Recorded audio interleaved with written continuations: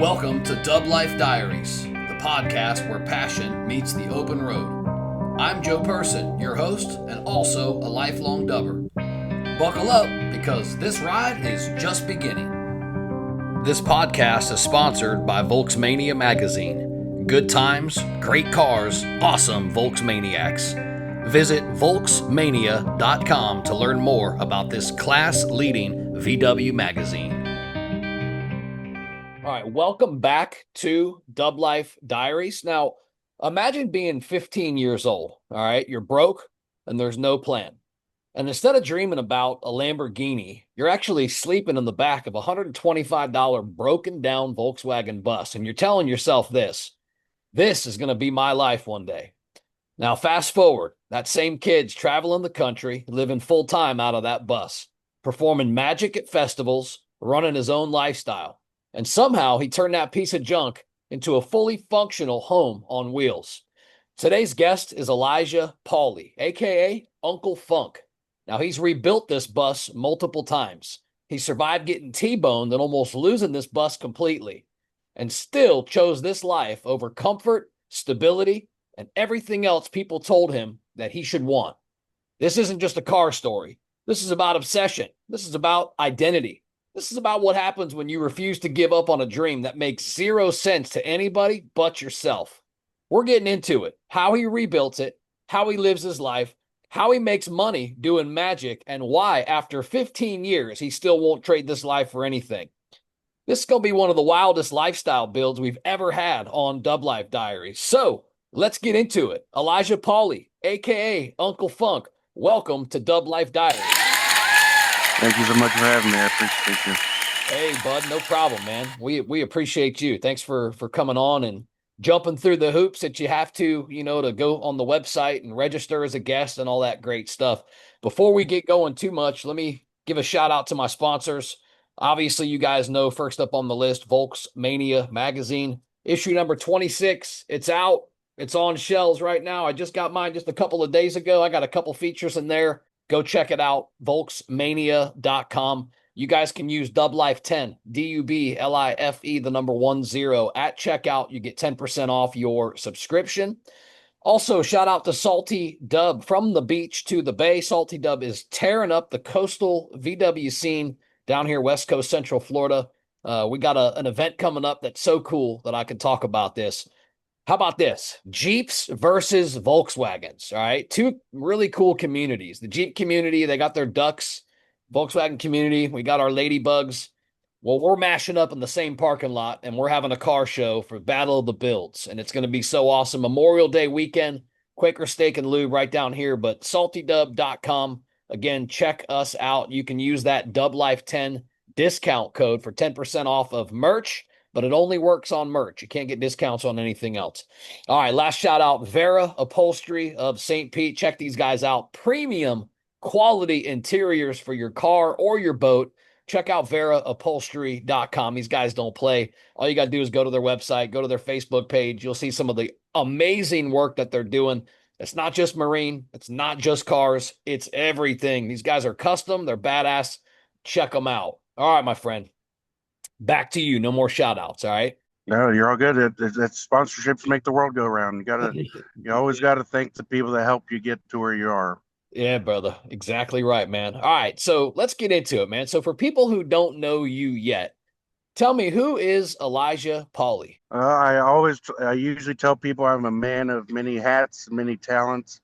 I'm into a lot of wide variety of hobbies and collections and all kinds of different things. People would say I'm probably a dreamer and a lover, and I love people with a passion.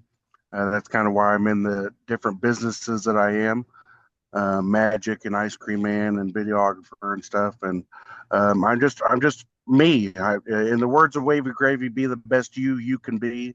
And I'm just thankful to still be here after all this time.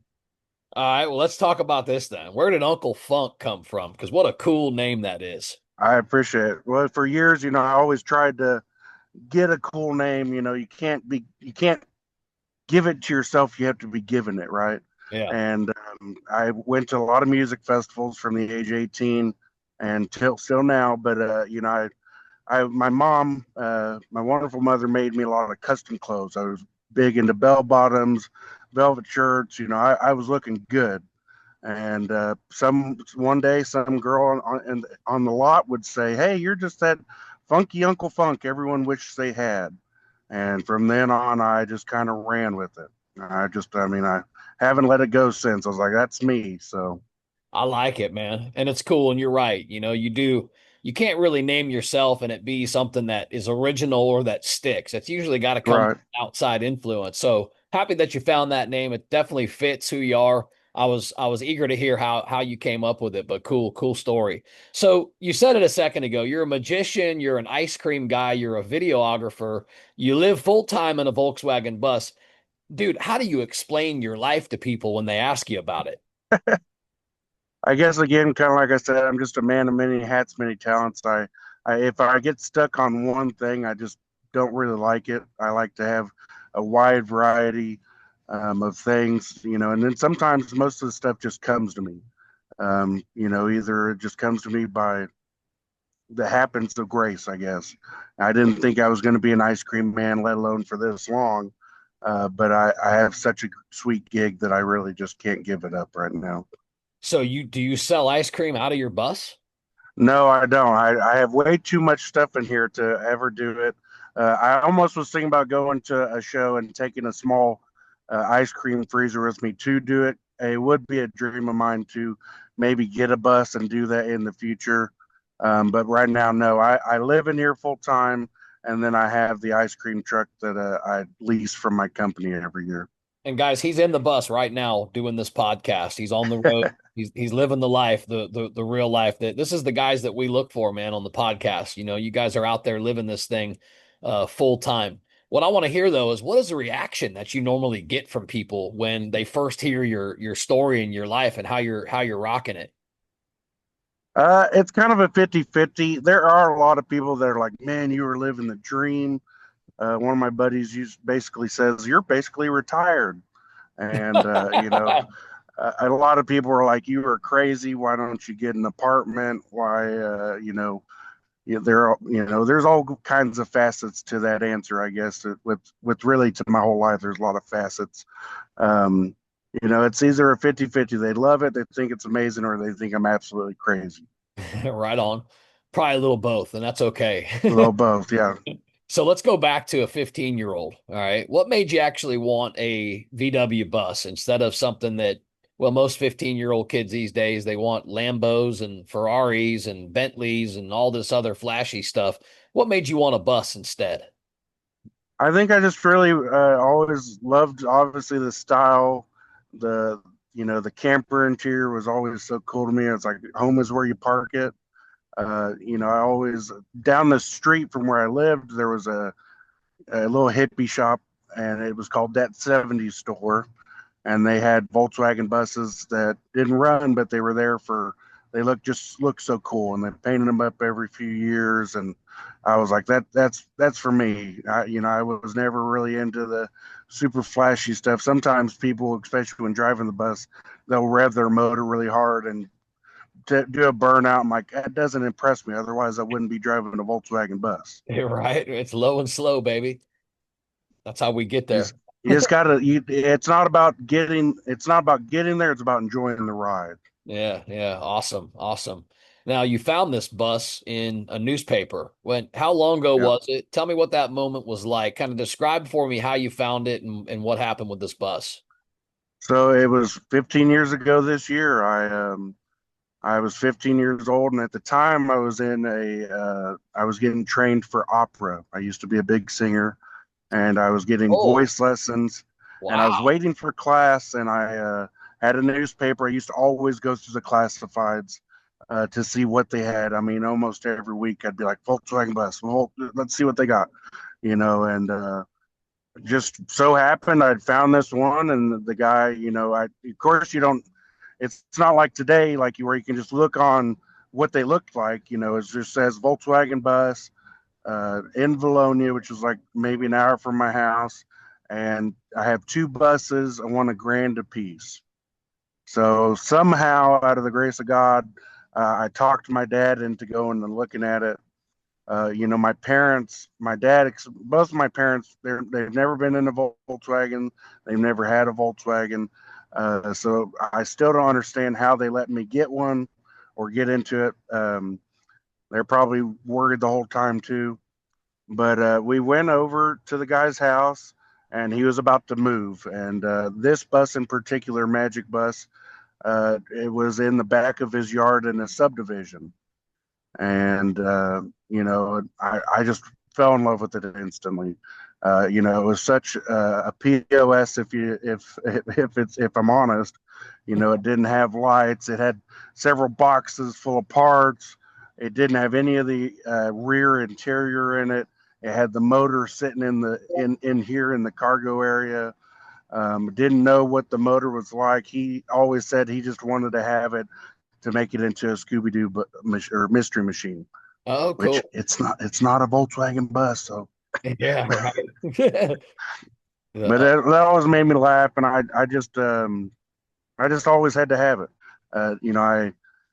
I hounded this guy for months. I really did, yeah, and I want to hear. I I want to went hear to. about that. That was my next question. I was going to say, so you hounded this guy to get him to sell it to you, but tell me what that was like. Oh, I mean, I really did hound this guy. We went and seen him one day.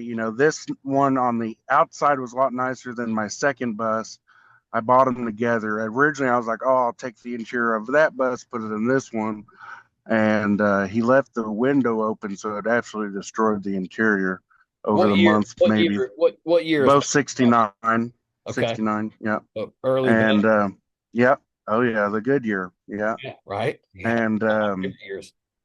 so I just kept calling this guy, and finally, I guess I don't remember how many times I called him, but finally I got him on the phone and was like, "Hey man, like I don't think my dad's really wanting me to get into this. He's not really wanting to help me pay for it, at a grand a piece. I can't do that."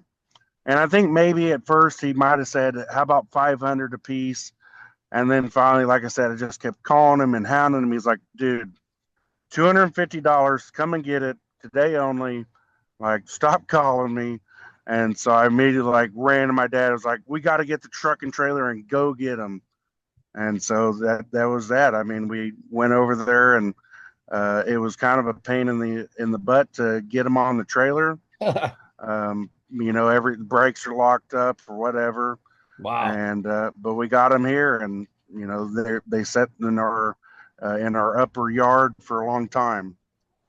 Okay, the rest was history, huh? Now, It in your was. in your storyline, you talked about how you were laying in the back on a mattress and you were dreaming, about the future. What were those dreams like specifically? What were you dreaming about?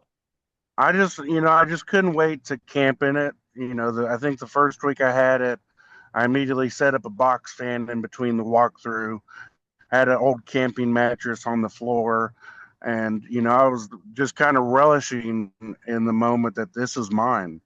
It's something that would be mine forever, and somewhere that I could take to places. I could travel, I could camp, I could live, I could, just make it my own car. So many cars today just look like everyone else's. So I was like, this could be mine. How old were you I was 15 when I first bought it. at I got 15? it for my 15th birthday. Did you know at that age that you already, wanted a different life than most people? I mean, I guess so. I'm definitely a lot more different than most people. Um, I for me, of course, there's sides of me that half of me wants a big giant house that I don't know what to do with, but the other half of me is that I love to be able to travel. I don't get to travel enough really, and but like to be able to just have all that I want and to live and to go from place to place is definitely a big thing.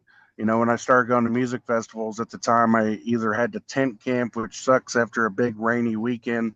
You got to pack all your wet stuff up and then go home. Or I camped in my '76 Chevy for a long time. And as nice as that was, it really wasn't what I wanted. So finally, when I got the bus all together and how I wanted it, I was like, I have this set up. I really do. This is the life you thought, probably. Absolutely. Yeah, right on. So talk about Zach. Tell us about Zach. Tell us what role Zach played in this journey of yours. So Zach was he was in the end he was my only friend in town that had a Volkswagen bus. We played percussion together, and or he had a Volkswagen Beetle. He's What was 66. his full name? Zach Showman. Zach Showman. Hey, shit, Yeah, sounds like Hollywood. yeah, he is amazing. He's amazing. And so we would he had a Beetle, and this was before I finally got the bus fully running. You know, he did all of his work. He is such a creative and smart person that him and his father bought a rusty Beetle and fixed it up, and it was, I mean, a show winner for several years. And me and him would just cruise around in it, go to the flea markets, go into record stores, cruising in it. He actually took me to the Eureka Springs Volkswagen show my first year.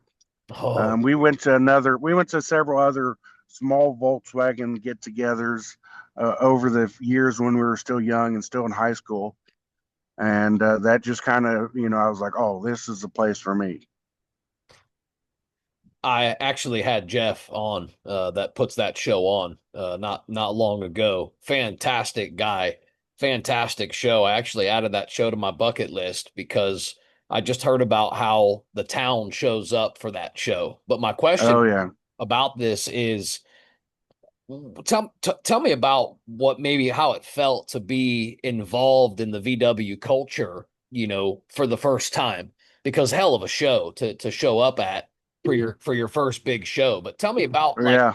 what was the culture like? What did it kind of show you or prove to you, back then about VW culture? Well, it's just something like nothing else. I always kind of notice that if you break down in a Volkswagen, someone's bound to stop by and ask if you need help. You can't really get that in a Ford pickup or even my 76 Chevy. I used to break down often and no one would stop. But in a Volkswagen bus, someone, even if they can't help you necessarily, they'll stop and ask you and stuff. It was just really cool. I've been to some car shows growing up, but when I went to the Eureka Springs car show, it was like nothing else. It was just really amazing to see that many in one location. Now, 15 years later, they have three shows in Right, Eureka, so it's even more. right, But it was just awesome. You get to meet people, kind of like this podcast. You get to be like, "Oh, I love your bus. Tell me about it," and they'll tell you their whole life story. right. Or you'll be like, "How did you do this?" And what did you know?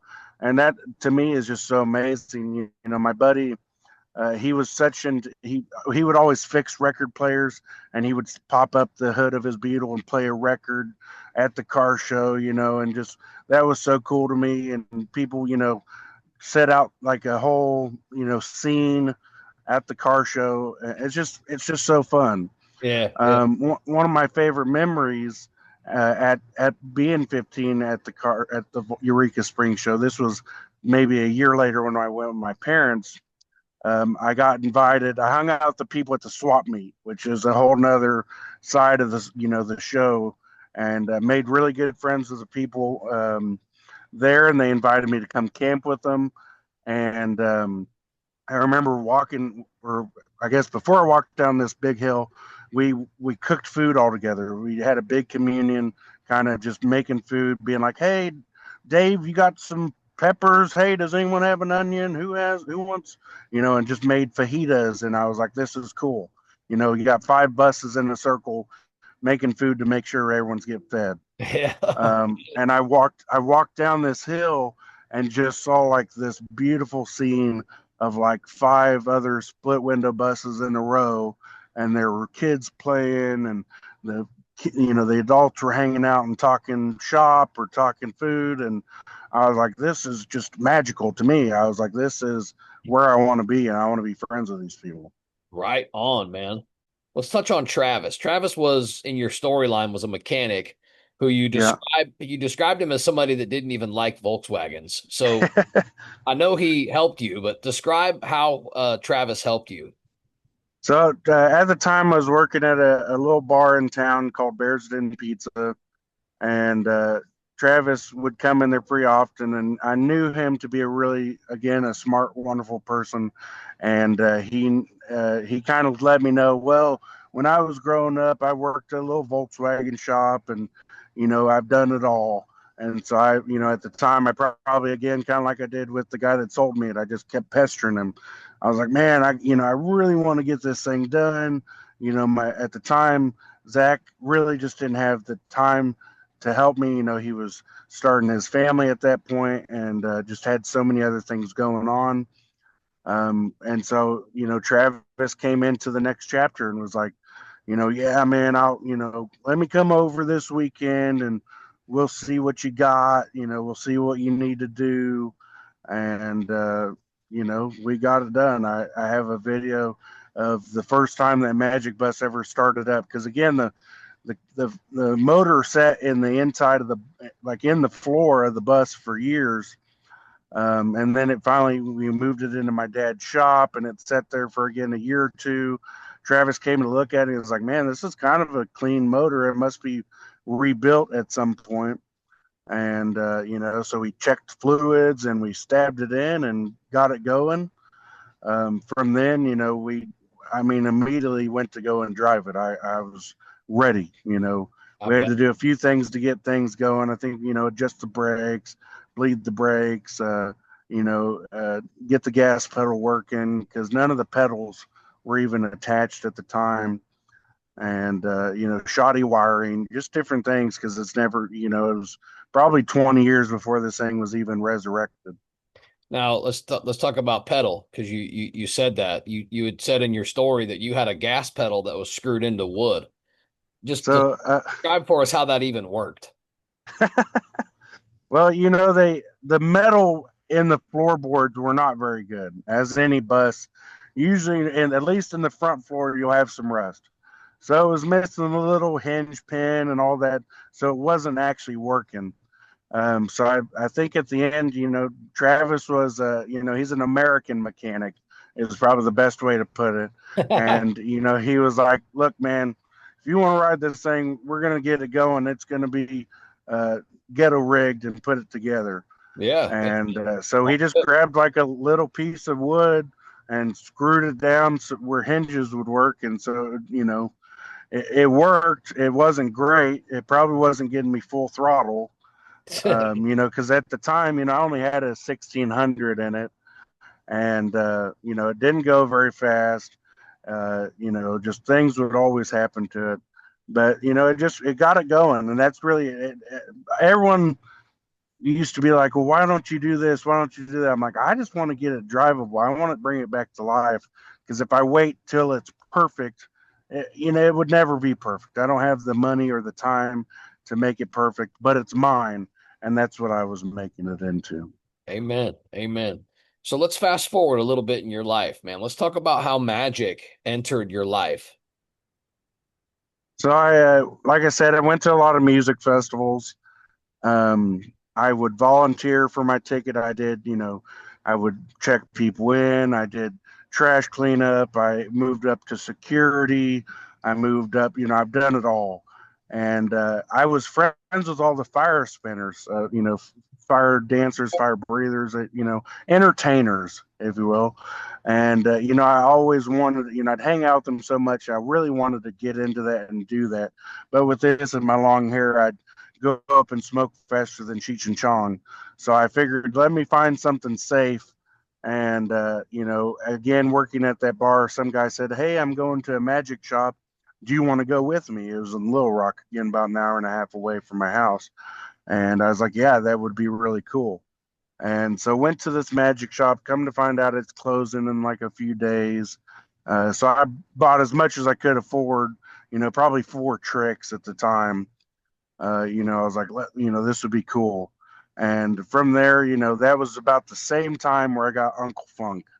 And, I was like, man, at these music festivals, they have about 8 yoga workshops. There's so many things to do, but they also have a little more than they probably should yoga workshops.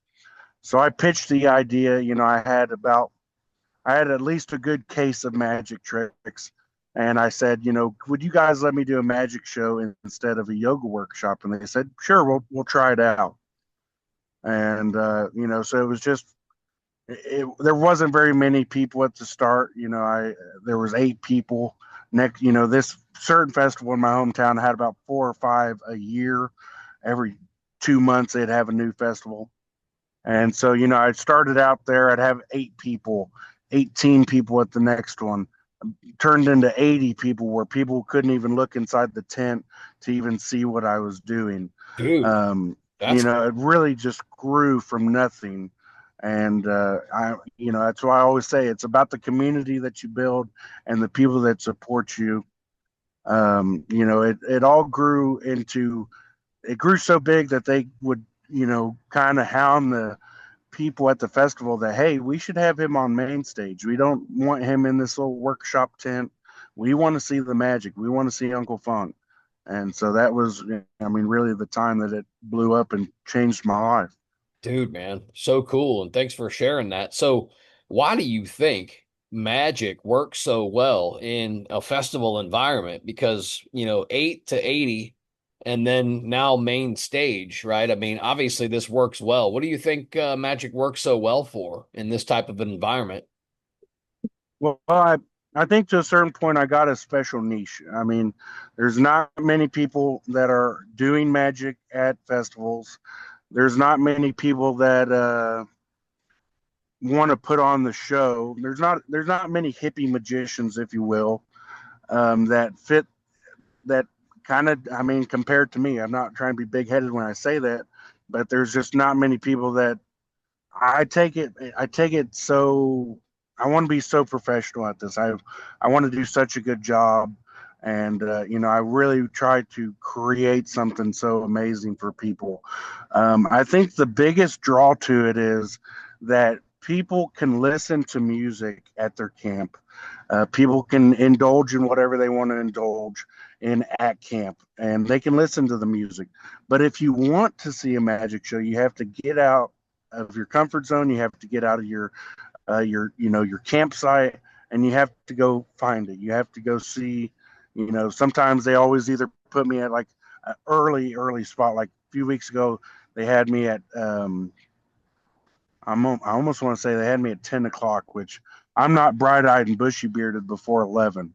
So I was, and most people aren't either at music festivals. They've been partying all night, Right. and but people have just been an amazing supporters of the show. They get up and they come out and show support. My favorite quote of mine is that the day I forget the people who built my castle is the day my castle falls. I am just some regular, uh, for a lack of a better term, some Joe Schmo on stage. I'm really a nobody, but I am built up with the wonderful people that come to support me. Even after this is my 10 years of performing, I am so beyond thankful that they have helped me get this far, keep supporting the show, even if maybe they've seen a certain trick that they've seen a time or two. I do usually put either a different twist on it, or I definitely always have to get new tricks to add into the show. Anyone can be a magician with $1 million worth of props and 20 years of practice. I'm only halfway there. So, I it's just my funk family, as I call them. I don't like to call them fans. They're Oh, my funk cool, man. family, I like it. and they are the real magic, as I say. I tell them all the time. They are the real magic. I wouldn't be here without them. So let's talk about them for a second. What's like the wildest crowd reaction that you've really ever received? I don't really necessarily know about the wildest one. I mean, there's definitely been like Uncle Funk pranks that kind of got me started into what I kind of started. In my tagline, I'm an international man of mystery and psychedelic prankster.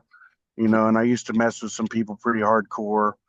Um, I used to, change outfits every hour on the hour, and people are like, "Weren't you wearing something else?" I'm like, "No, I've been wearing this all day." Stuff like that. And um, Yeah, I think maybe just really the wildest reaction to me that will never leave me is, people just showing up to that one show on main stage and really supporting that. Of course, I've done little things. Like another one was, I was driving the cart around, the little festy cart, and my friends got in the back. I gave them a ride down, and they got out, and their bag of wine turned into a bag of water. And they're like, "Uncle Funk, what? Like, how did you do this?" And I'm like, "I didn't even know anything about it." But that, obviously, they'll never forget that when Uncle Funk turned their bag of wine into a bag of water. I Hey, was like, man, "You gotta stay hydrated." do it the other Uh, way, and we might call you the J Man. yeah. Water to wine. No, but so talk to me about the psychology behind magic because not a lot of people understand magic. Not a lot of people, are into it. You're obviously very into it, created a career out of it. But what is the psychology behind magic that people really don't understand that you can explain? The best way I can explain it is, like even today, I posted a video that's gone viral now, and people are just trying to expose the trick. And it's not about how it's done, it's number one, entertainment. Like another buddy of mine, he always kind of explains it. He's like, "Do you like watching TV?" And you're like, "Yeah, I like watching TV." "Well, do you know how it works?" And then they're like, usually sometimes they'll say, "Oh, yeah, I know how it works." "Well, explain it to me." And but for me, I always just think that it's for fun. I've always said for the last 10 years, if my show can bring someone out of maybe depression or like a bad mindset and make them laugh and smile and live life, because especially this show right now that I curate a different kind of a theme every year, and this one is really about thinking about how life is beautiful, life is magical. We have so many good things in our life that sometimes we dwell on the negative when there's the positives usually outweigh the negatives. Even with owning a Volkswagen bus, there's got to be more positives than a negative. But yeah, the psychology is for me, like I said, I just want people to know that there is so much beauty out in the world. Magic is something phenomenal, amazing, and especially for me, I do comedy magic, so it's usually just to make you laugh and have a good time. Oh man, that's awesome. Now, as far as as paying bills, so to speak, you went full time into magic in 2019. Did you have some type of a breakthrough, or was it something financial? Like what pushed you or pushed the desire for you to make that leap? I mean, I've just after doing it for so many years, this is definitely. Of course, I dealt with almost like any business. Honestly, most people that run a business, they don't really understand when they first start out. They don't understand. Hey, you're not going to make a profit. You're not going to be, rolling in the dough for the first couple years. It's any good thing takes a while to get started. Right on. I'm by no means a rich man. Obviously, I'm living in a Volkswagen bus, but then again, I'm rich in life. Um, Hey, I it, just wanted to try to see if hey I could make this work. Excuse me. I was like I really want to push this as hard as I can. Of course, half me wishes I would have pushed it harder because now in close to 10 days I'm turning 30 and I'm like okay now my youth is gone, what's going on here?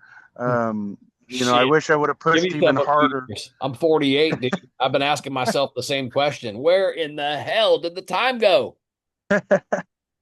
But I just there was always times where I'm like okay I really don't make money at this, but I love it. I love the interactions with people. I love getting to see all my friends and my family at music festivals. I love to get as any job, if you get paid to do what you love to do, it doesn't, or if you love what you do, it's not really like a job. That's right. They say, So right? I really do love it. It has been my passion because in the end people are my passion. Yeah, good stuff, man. I like that. And I can relate to that. I've had a background and a career in sales and customer service my whole life ever since I was a teen. And that's what I say all the time. People are my business. Yeah. So let's talk about Magic Bus. Break the setup down for me. Tell me what you got. You got AC, you got a shower. What do you have on this bus?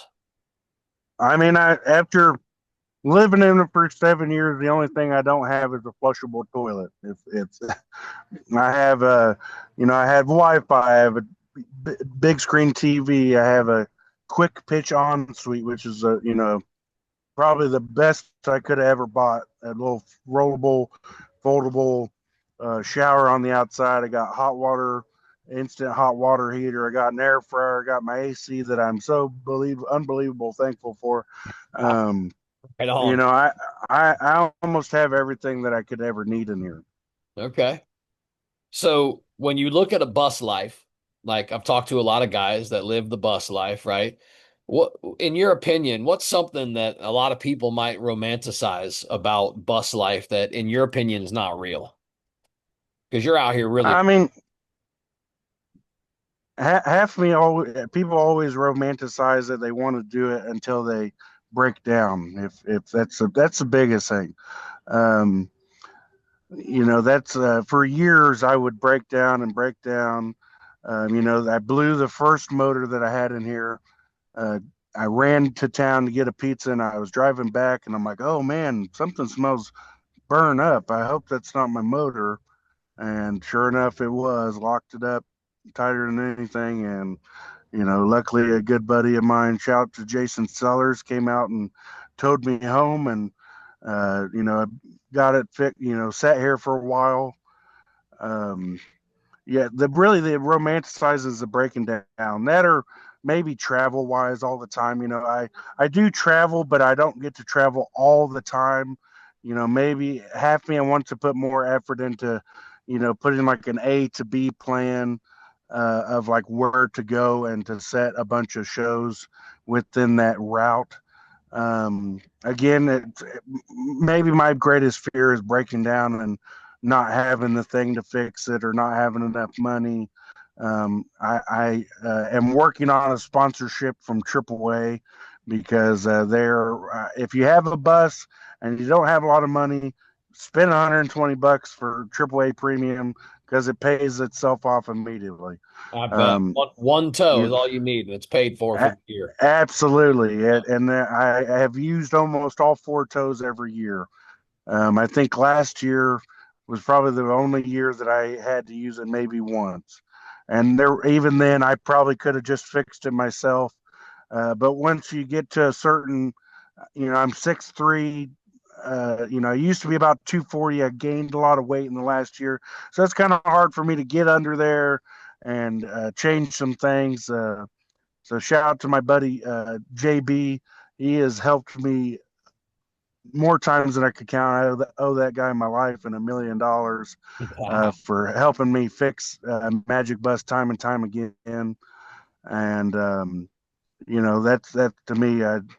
It goes back to the community. Community. I wouldn't be here if it Right. wasn't for friends that probably gave me a lot of pity and said, "Hey, we'll help you out. You're just a young, dumb, broke kid, Hmm. and we'll help you out." So. Right on. Well, let's go to the opposite end of that spectrum then. What is something that people actually underestimate now about how amazing bus life can be? Well, it's again, once you're flying down the road and you're on your way to your next location, it's such a beautiful thing. Like to be able to roll down the window. For me, I'm always doing this down the.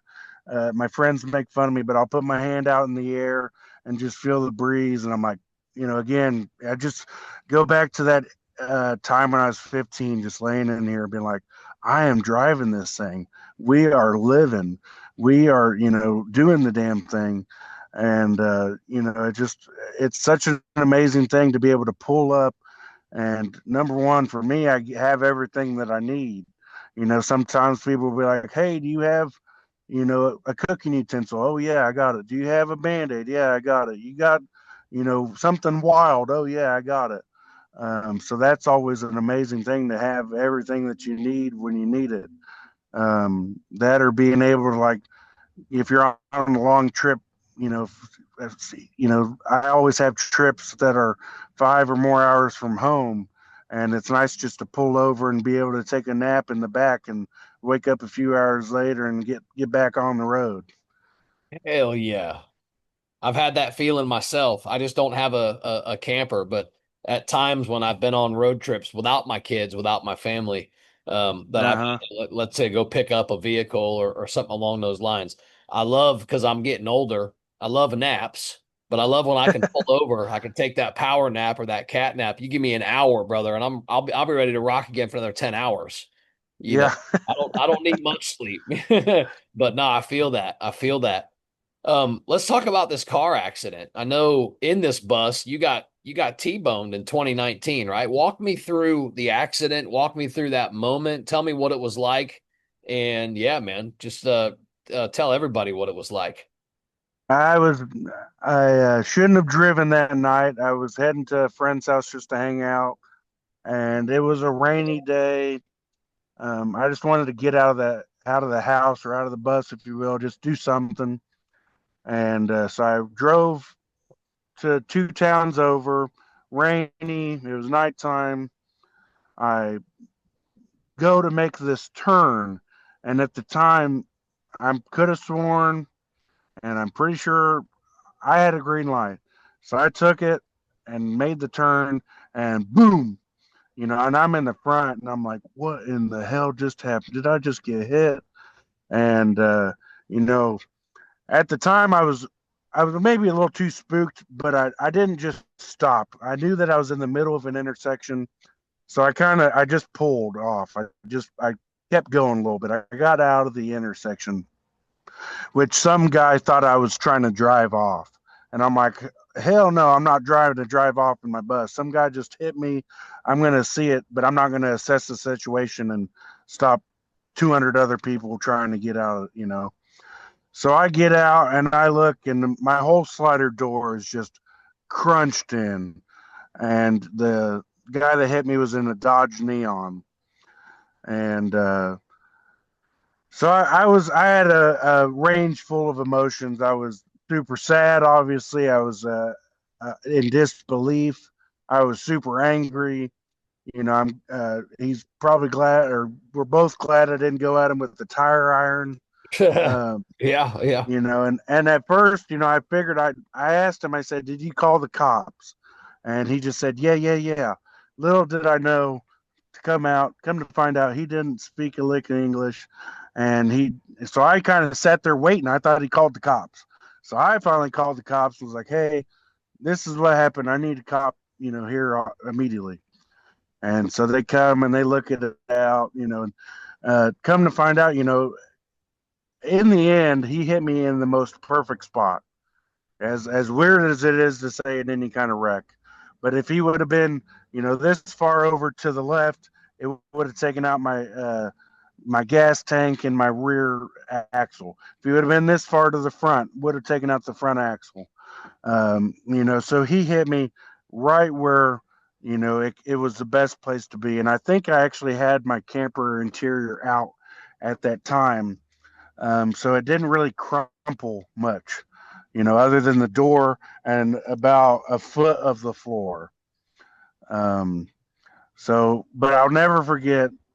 I went to my friend's house that night and I tried to get in the door, and I, went to crank it open and pull it open, and it just fell off in my hands.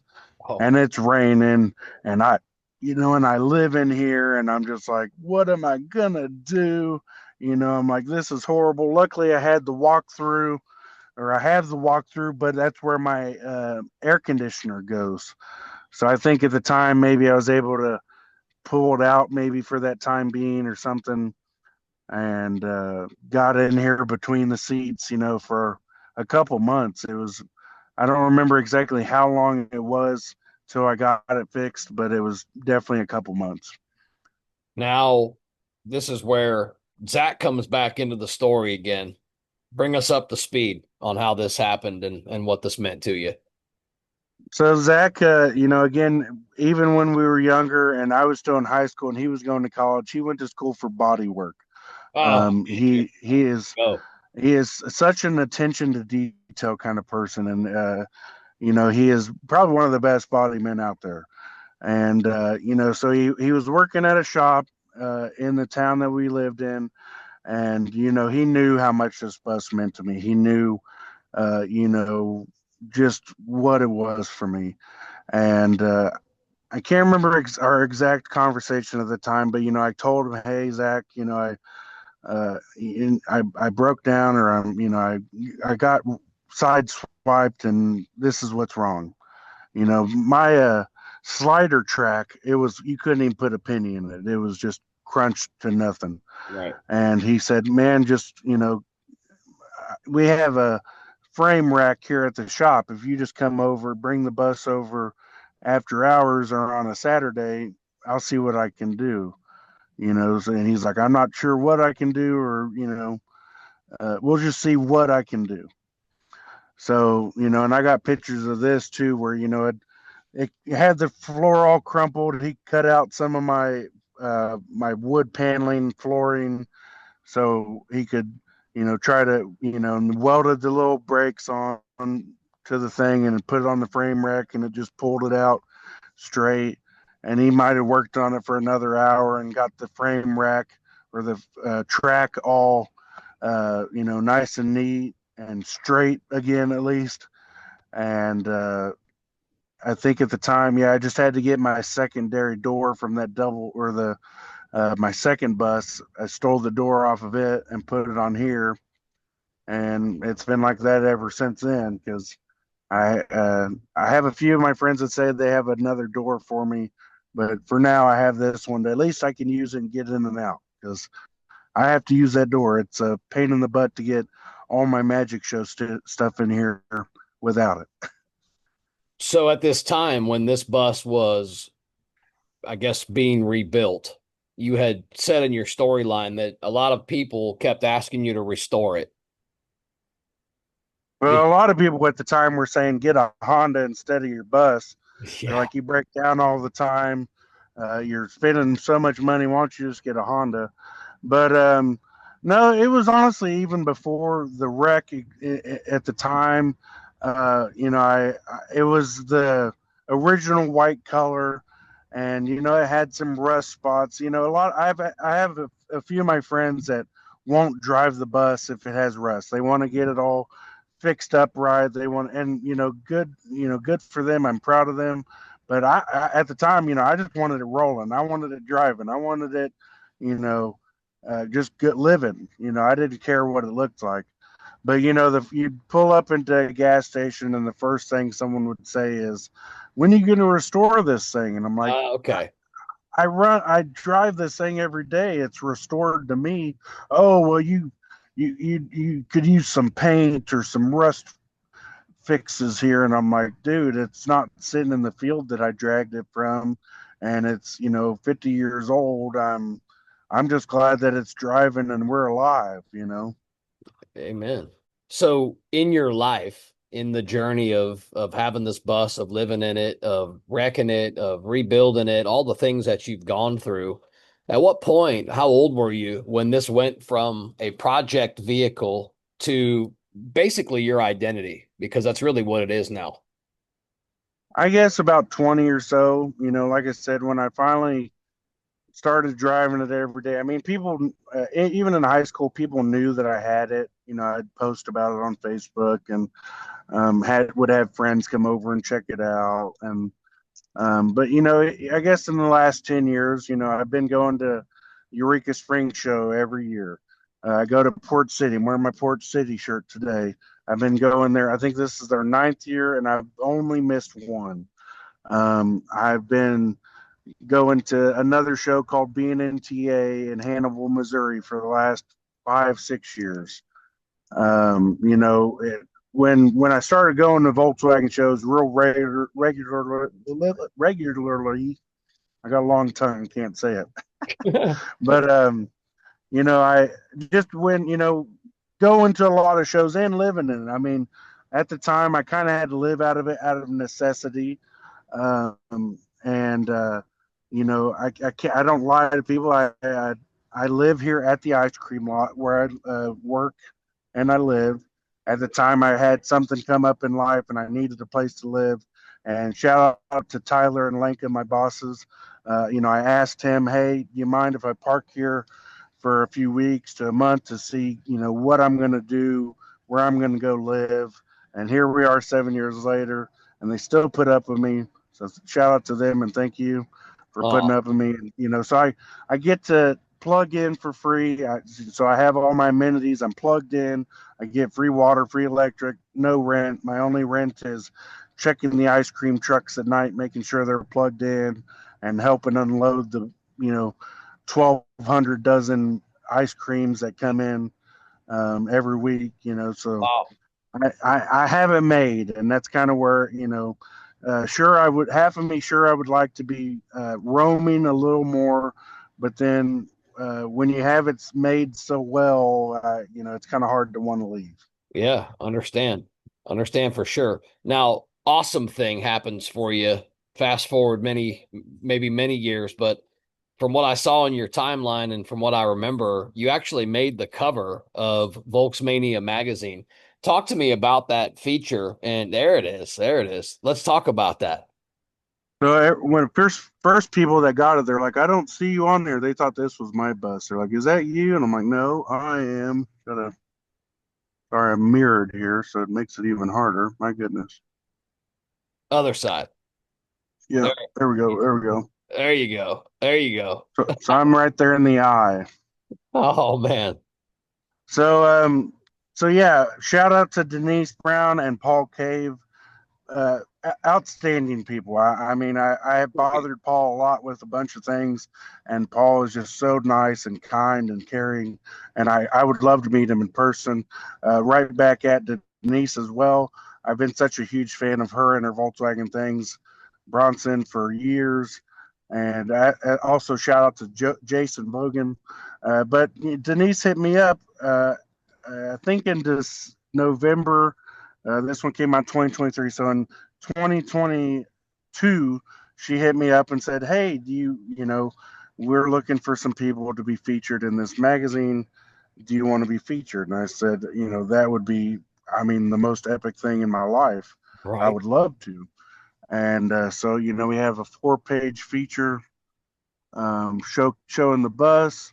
This they have photos of my crowds right here, and then the photos of the bus. Shout out to C-Mac Photography for helping me take the photos of the bus. Um, and it kind of says kind of the stuff that I shared with you. It talks about me getting it for 125 bucks, and it talks about uh, just the wonderful life that I live, and it's all thanks to the people who have supported me over the year. Oop, this way, mirroring is a little confusing. There's the shower on the outside. Yeah. There's magic trunks. Oh, So cool, man. there's the inside of the bus. See if I can get.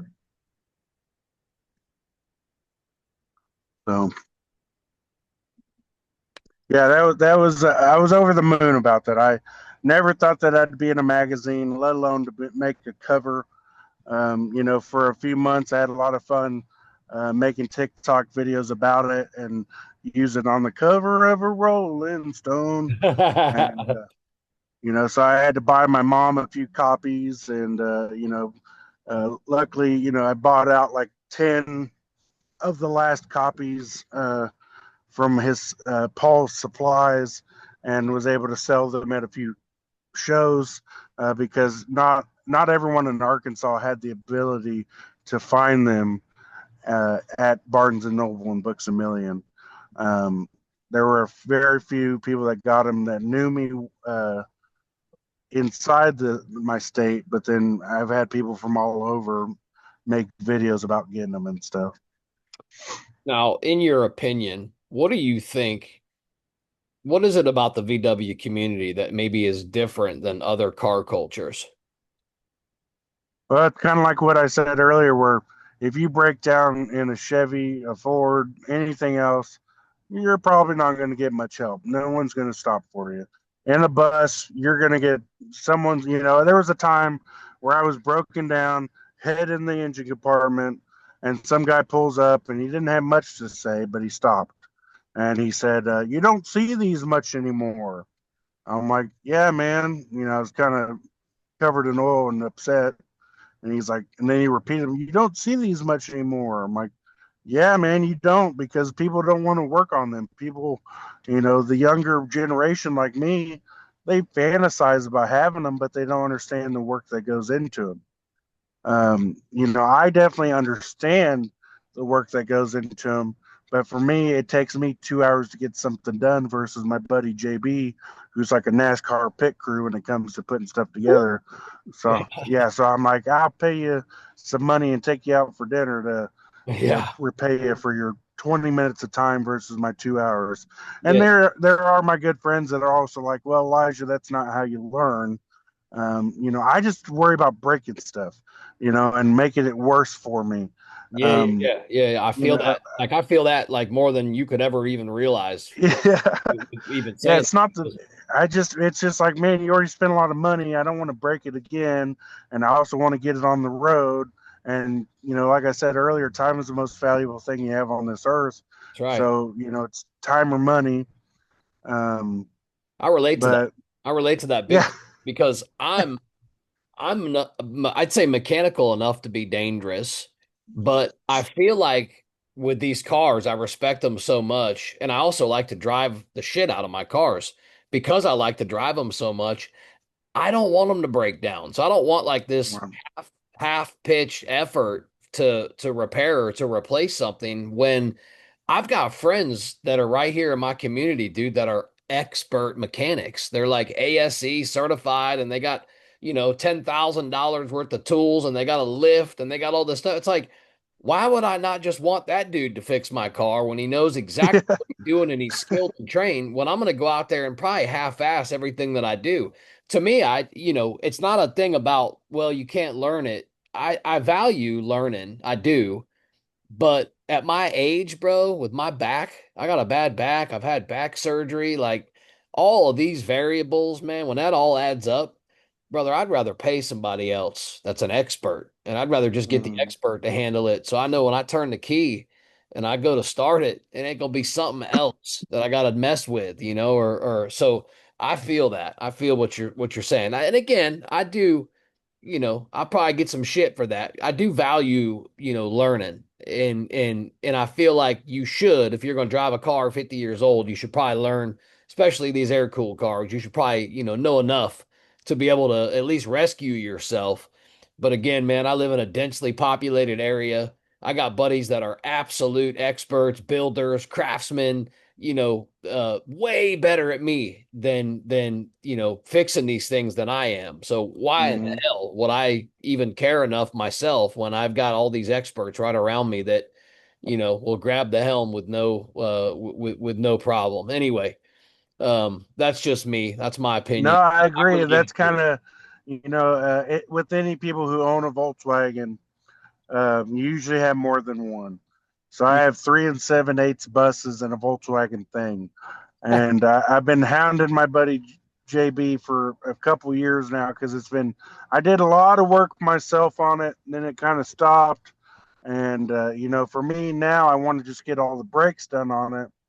And for me, yeah, I can do it, but I want to get it done fast and I want it done right. It's And I a, don't want to have to ever mess with it again until something breaks over stress, you right. know? And then you probably gonna pay somebody else to fix it because why not? That's kind of where I'm at my age. I got 5 kids, and dude, I just don't have the time to be out there Right. messing around. Not saying that I wouldn't want to if I had a little bit. Maybe when I retire one day, I'll get into really the mechanical aspect. But right now, man, I'm too busy, and I want Yeah. to enjoy it. I'm selfish, damn it. I want to enjoy it. Instead of working on it all the damn time. I totally feel that. I feel you with that for sure. Why do you think, living the lifestyle that you live, why do you think some people choose comfort when maybe other people like yourself might choose levels of freedom over comfort? Well, to a certain point, I have a little bit of both because now with having an AC hot shower and all that, I definitely am living in comfort.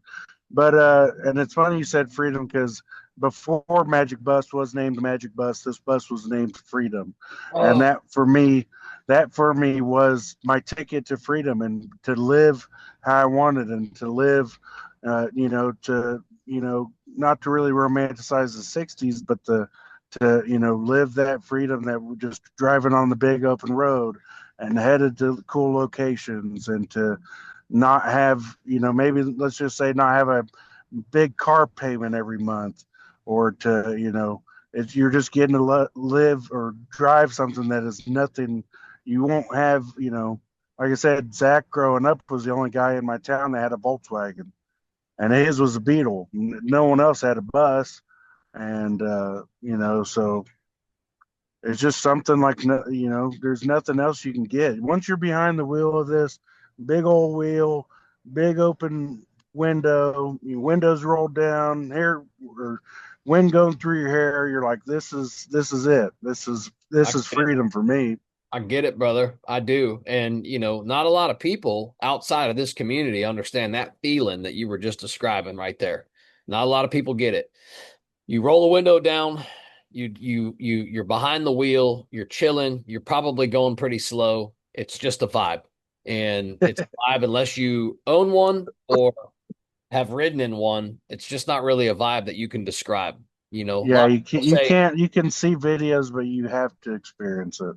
yeah, and then you hear these folks, right? When they talk about the first time they ever rode in a classic Volkswagen, first time in their life, and sometimes they're medium adults, they're in their late 20s, early 30s, sometimes in their 40s, and they finally ride in one, and they usually say this something like this, "Man, that thing rides a lot better than I thought it would." Uh-huh. Right? I Yeah. had my aunts and uncles and my dad say that. Yeah, it rides a lot better than you thought it would. Yeah. So tell me this, man. What does success actually look like to you at your age right now, living the lifestyle that you live? What does success look like? For me, it's success is many things, but for me is when I'm long gone, when I'm dead, even if I stop doing magic. I would like to think success to me is people that love me and can't say a bad thing about me. They say Uncle Funky is just that groovy guy that really loves people with a passion. I know it's not selfless to say that I'm pretty selfless. I would give anyone anything to make their day better, usually to the detriment of my own. I just love people with a passion. I love to share the love and the light and the life that we've been given, and that to me is a great success. Sure, half of me, as I'm like, yeah, if I was, had a big old mansion and I had 20 Volkswagens, and that's a success. But in the end, you can't take that with you. And for me, the day that I die, hopefully I'll have one heck of a party celebration, kind of like the movie A Big Fish. I have a lot of people that I've known through different variants of my life, because I can't be categorized as one thing in my life. Do you do you And do you remember the name of that small town in the movie Big Fish? I want to say Spectre, but that's No, the other that's little it. town. No, that's it. Okay. It was Okay. called the town of Spectra. Okay. You're right. Do you know where that town's located in reality, like where they filmed that movie? Not on top of my head, but I've watched that movie. It's definitely one of my It's one of top my tops movies. too. Okay. That little town is located in this little ass town called Millbrook, Alabama. How do I know? Because I had a house there for almost 5 years.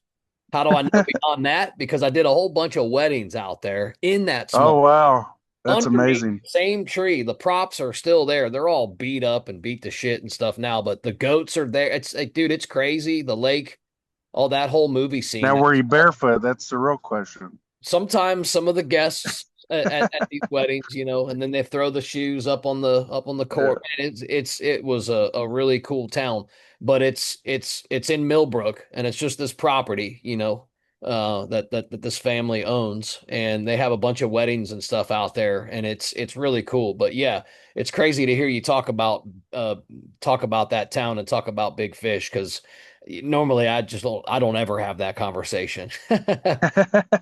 All right. Well, it's kind of like my life. People wouldn't imagine or believe half the stories I tell them, anyways. And then, in the end of my life, people are going to show up and they're like, "How did you know him?" And they'll be like, "Well, he tried to tell you, and you didn't believe him." I love it, dude. I love it. For your age, you sound like a nice, young, wise man. Describe the Volkswagen community for me in just one word. Family. That's just again, heard other friends say that on here, but it's true. You get to be one big family. You get to have communion with other, making food around the campfire, getting to cruise together on a big old cruise and camping and hanging out, staying up till the wee hours of the morning. Um, if you break down, someone has oh, I have an extra spark plug or Yeah. someone's got it. You don't get that with anything else. So it's one big happy family. Okay, man. All right. I can vibe with it. Tell me this. Tell me where people can find you if they want to look you up, if they want to see. You mentioned you had a TikTok earlier. Tell me where people can find you. So it should be Groovy Uncle Funk on everything. It should be all caps Uncle Funk on Facebook, Groovy Uncle Funk on TikTok, Groovy Uncle Funk Instagram. We used to have a really awesome website. We're hoping to get that back up and running again. That's groovyunclefunk.com. Um, yeah, that's the best way to find me. Groovy Uncle Funk on should be on everything. I need to get patented here pretty soon, but I've been doing it for 10 years. So, Cool, man. All right, dude. I got some rapid fire questions for you. All right. These are questions that demand a fast response. That's what they're designed for, at least. If a story comes of it, I'm certainly not going to stop you. That's what we're here for. We're here for all the stories. Did you see that meme I put out like maybe 3, 4 weeks ago? Uh, it's a old Beetle cartoon version of a beetle, and he's holding a little gun, and he says, "Give me all your stories." I think that's it. Yeah, instead of give me all your money, like that's what the bumper sticker came from because obviously these cars take all our money. But I saw that one day. I'm like, you know what? I'm gonna redo this sticker a little bit. I'm gonna say, give me all your stories. So yeah, cool, man. I love that. That's Rapid awesome. fire. You ready to get into them? I'm ready. All right, here we go. First question. Favorite place that you've ever taken the bus? Eureka Springs. Worst breakdown story in just one sentence. Calling AAA 2 times in a row in one day. Oh, all right. One thing doesn't necessarily have to be a tool, just one thing that you always carry with you. Oil. Hey, nice. Coming from a guy that talked about calling AAA 2 times in the same day. Okay, okay. How about this one? Dream upgrade for the bus. That is such a hard one. Disc brakes, I'd like at some point. That's about the only thing I haven't really upgraded. One magic trick that you'll never get tired of. The magic we create all together. That's my favorite magic trick. Hey, that's cool, man. That's cool. Looking back on your life now, what advice would you give 15-year-old you? In the end, be persistent, never give up, and believe in yourself. If your bus could talk, what do you think your bus would say? In the end, it would say live life and enjoy, but also pedal to the metal and drive like hell. All right. So what's next for you? What's next for Uncle Funk? We chilling, we doing our thing. We're just gonna continue to do what you're doing. You got any plans on the horizon? What's next for you? I've been in talks with a few more magazines. I'm hoping to be in another magazine or so. Ice. I have several shows. I mean, this year's marks 10 years of performing magic, and I have been pushing it harder than ever. I have more shows than I ever have. And, sometimes there would only be maybe 5 in a year. Now I've had 5 in a month, and every month has at least a couple gigs every week or so. Um, and yeah, I'm just hoping to keep it going and, never know what I'm going to do. I'd like to do a big, like maybe Route 66 magic show tour. Oh, cool. I'd like to own my own theater at some point in the future, or at least be performing at one. So Okay. Nice, man. I like it. I like what's next. I like the future. I like the dreaming. I like the inspiration. So speaking of inspiration, somebody listening to this podcast, or because now I do them on YouTube, right? So now I got these videos. If they watch this podcast on YouTube and they feel inspired by your story, they might want to live in a bus. They might want to become a magician. They might want to take a risk and live a life like you live. What advice do you give them? That kind of goes back to the advice I gave myself. Don't give up, keep persistent, and believe in yourself. Again, there were so many times where I didn't think that this would happen or I could be here. And then, all the efforts that I put forward got me into Volksmania, even got me to here on this podcast. It just, if I gave up, like everyone told me, just to get a Honda, I wouldn't be, living in the bus. I wouldn't own it. Right. There's, I have a lot of friends. Sometimes they'll get a bus and sell it, which, again, good for them. But this has been a part of me. This bus has been here for me when I didn't have anyone else to lean on. I could have been either living in the streets or doing something else, but this has become my shelter and my home. Again, I didn't give up on it. I broke down so many times where it wouldn't be even worth it to be in there, but it was always my dream to be us both living. We both could have been down in the dirt, but we're living now. And I'll end on this note. Love the hat. Your hat says, Thank you. "Make VWs cheap again." My good old buddy Russell gave this to me, and I was like, "Oh, I got to wear this for the podcast."